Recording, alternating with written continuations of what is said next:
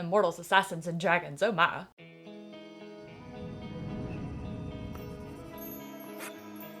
What up, nerds? Welcome back to the Nerdy Narrative. My name is Leslie Smith, and you are in the middle of a review spree for The Legacy of the Mercenary Kings trilogy by Nick Martell. If you missed it yesterday, I did the review for the first book in the series, The Kingdom of Liars. So today we're going to talk about the second book in the trilogy, The Two-Faced Queen, where you meet the Hollow and Kingman families, or as I like to say, the Hatfields and McCoys of the fantasy world. One thing you learn about Kingman: they do not live to see gray in their hair. In Michael's young life, he has escaped death so many times, and he's just recently narrowly escaped being executed for trying to clear his family's name. On the one hand, he was grateful for not being executed because he still has things he wants to do, yet the cost of having his bacon saved might be a little higher than he is willing to pay, because he is now an apprentice to the mercenary dark of the Orbis Company. Michael now finds himself stuck between a rock and a hard place. He is bound in service to the mercenary company, yet Hollow is on the edge of a civil war, which makes this the worst possible time for the corrupt prince to decide to make a power play and take the throne from his sister Serena. But what's one thing that could unite the rebel emperor, Princess Serena,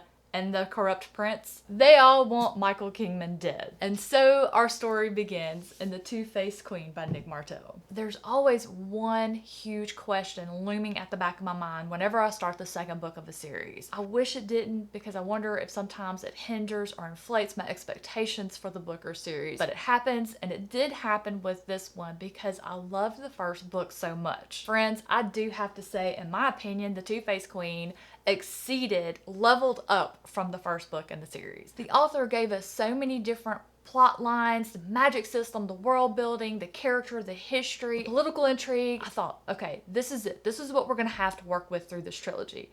I was so wrong. There were so many different reveals and resolutions that happened within the first 25% of this book that I thought, did Nick Martell just show his hand? Is this all we're gonna get? Because this was information that is typically, or in my experience, saved for the last 100 and 150 pages of the book. Here we are getting them in the beginning. I mean, I just could not turn those pages fast enough. I read the first 40% of this book the first day that I started it. I could not put it down. In the description box below and in the cards above, I'll put a link to the review for the first book of the trilogy that went up on the channel yesterday. In it, I talk about all of the things that I fell in love with at the beginning of the series. All of the things that I loved from book one continued in book two, but we did have some new aspects that I want to share about today. The first one you encounter as soon as you crack this book open.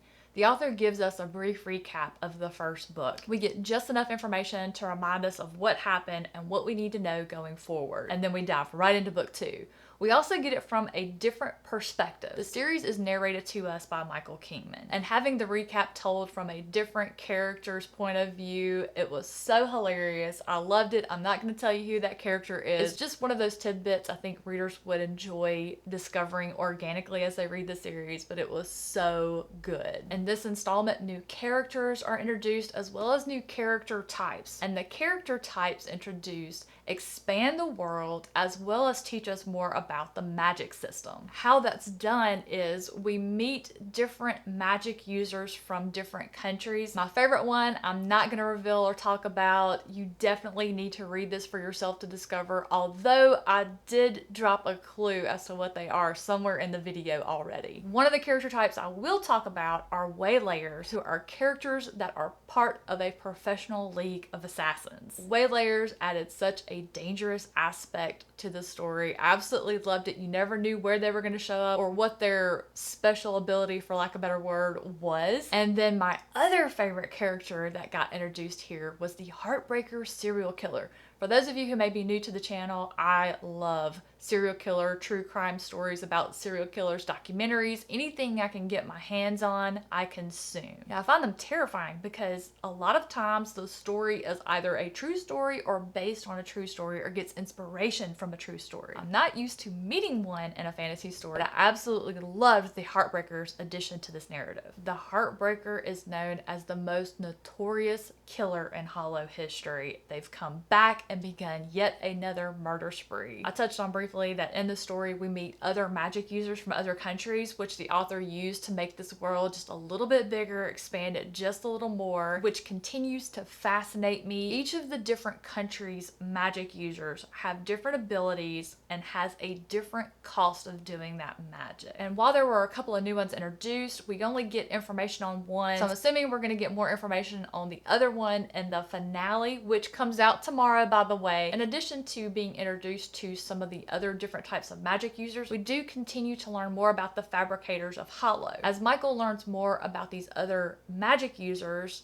and as he is learning more about his own fabrication abilities, he learns more about himself. Michael always thought people would only love him if he used his life in service to Hollow, that he had to be part of something greater in order to be remembered, which is the most important thing to a fabricator. Because the cost of their magic is memories, the more they continue to use their magic and sacrifice memories, ultimately they're going to one day lose all of their memories and become a forgotten. Losing your memories and becoming a forgotten is a form of death to them that is worse than actual death. Nick Martell continued all of the wonderful things that he began in the Kingdom of Liars. He leveled up, he continued to add new aspects, new characters, new magical abilities, and grew the world a little bit more for me, and that's why I liked it a little bit more than the first book in the trilogy. Spoiler alert, I'm already halfway through the finale of the trilogy, The Voyage of the Forgotten, which goes on sale tomorrow, November 1st. So be looking for that review to pop up on the channel tomorrow to see what my thoughts are on the conclusion of this epic action and adventure fantasy series by Nick Martell. Thank you all so much for watching, and I'll see you tomorrow.